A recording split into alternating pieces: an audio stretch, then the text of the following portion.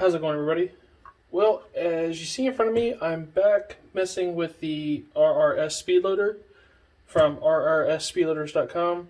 I did a review on this not too long ago, probably about a month ago now, and I made a technical error in one section of this board for this reloader, and I kind of wanted to address it, one, to show you guys on a function that it has, and two, to kind of talk about it a little bit more since I've been using it a little bit longer. Granted, it's only been another 30 days, but I've probably loaded 60 or 70 mags on this thing so far, and I am getting better for the use of it, but just trying it out and demoing it, I actually dropped it off at my local range and told them to run it for about 2 weeks to see what they thought.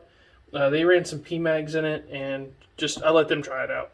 But the thing I wanted to touch base with was, if you guys remember, the actual loading block that is supplied with this reloader, I had actually installed it and talked about running it up top, for a purchase to run it this way. And I had, I made the error, one, going over the video, or doing the video before going over the technical specs with it. But I had used the reloader block in this fashion here to reload, and I said that I really wish it had some type of ledge. I was also having some issues in the final round not loading into the mag, and it was just kind of my critiquing for the product itself. So when I originally received it, I did not get any type of instructions, paperwork, anything. It literally showed up. The block was inside and had a piece of tape on it. So I assumed that it went this way, and that was my fault in assuming. This actual loading block, where I talked about if you stuck it in backwards, it kind of doesn't want to work, or you can have a problem in reloading. If you turn around this way, I wish it had some ledges. The block is actually supposed to be inserted with the flat part down. So this little handle is actually supposed to go up, and it loaded this way. But in doing so, it only does fit one way. If you go to stick it in the back way, it stops. You'll actually jam it. So, in making that indication that I said I wanted to put some type of indication marks of which way was up or which way was down, you kind of don't need to do that since it's already built this way. The only issue that I have in using it in the correct fashion is this block for my hand to kind of get a purchase on. It's not tall enough. The block really needs to be taller in this direction. For some reason, when I run it upside down, I can get a better purchase on it. I guess there's more area to grab, to push on with the side of my hand this way. But if you actually run it in the correct fashion, which we'll go ahead and load up. This is a Magpul AUG PMag Gen 3. So these are 30 rounds. We'll go ahead and load up 30 rounds here. Nothing really has changed in the problem of the rounds wanting to go underneath or the time it takes just to kind of load this all up. So as you guys can see, I'll do this here in real time. We'll grab some rounds. The company did reach out. I think they liked or enough that they tolerated my last video. But they reached out and told me that the actual loading block was inverted. So I appreciate them reaching out and taking a look at the video. I did not get a clarification of why 28 rounds.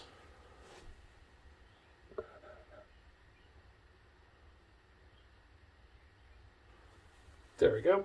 Sorry, I bumped the camera. They didn't give me an indication of why the 28 rounds, but it still has an indication. I'm going to mark these off later, like how I did the load going up here. I'm going to mark off exactly what these are. But in running this the correct way, it sets up. You can get your hand on the back. It's still, you really do need a flat surface to run this. It does take two hands, but we're going to go ahead and just push. It's still, if you push slow, it wants to accordion the rounds. So I'll hold this. So trying to push it slow just doesn't really work. You just need to be forceful and push in one big motion still. So we're going to go ahead and push it, and it's going to load all of it. And in doing it this way, I haven't had the issue of the final round not wanting to load.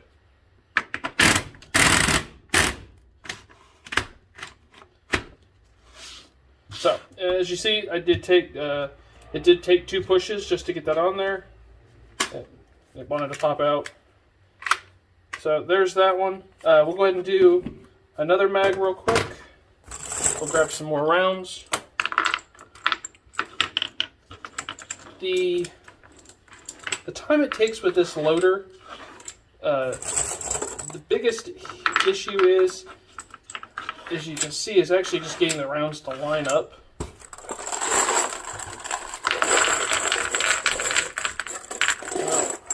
I'll dump those in. You can still top load over the top, but it's just taking that massive pile of ammo and lining it all up correctly.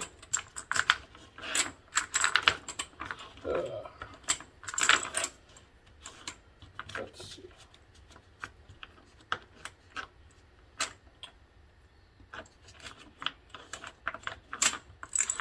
But my local shooting range that I let borrow this, they seem to enjoy it because the person in the back is tired of having sore thumbs. They use a bunch of different types of loaders, so it just depends on personal preference.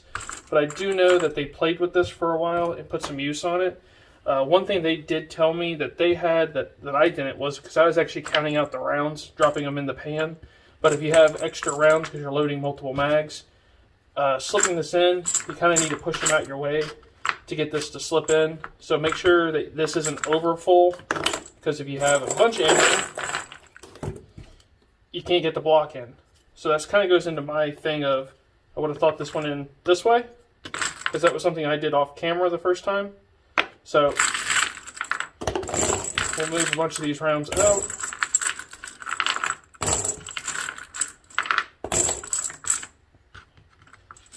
Get those out the way. Get it sit in, and again, just push.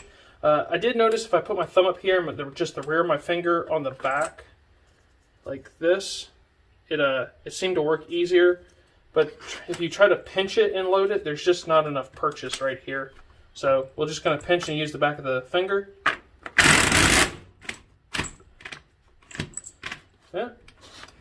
As I told you, I wasn't having this issue, and now I'm starting to do it. It does the same thing that last final round.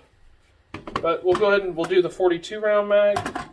Like I said before, you can load the 42s. They don't fit. I did ask why they didn't do the 42, and basically the response that I received was that they didn't think that there were enough 42 round mags out there, or that people use them. But there might be some consideration later on, or possibly even to do a custom board. If you wanted to do a 42, it would be something that they would consider down the road. So, and the fun part, I'm just not doing this for a video, guys. I'm actually loading this up for the EDC games, which I'll be doing later on. And I also have a carbine class to go to, so I'll be taking this with me out on the range and using it there. Let's see. I'm actually going to load it past just because I actually know how many rounds I have. That's not going to work. We'll have to come back. And, alright, with the 42 round mag, you guys, if you watched the last video, it does not fit.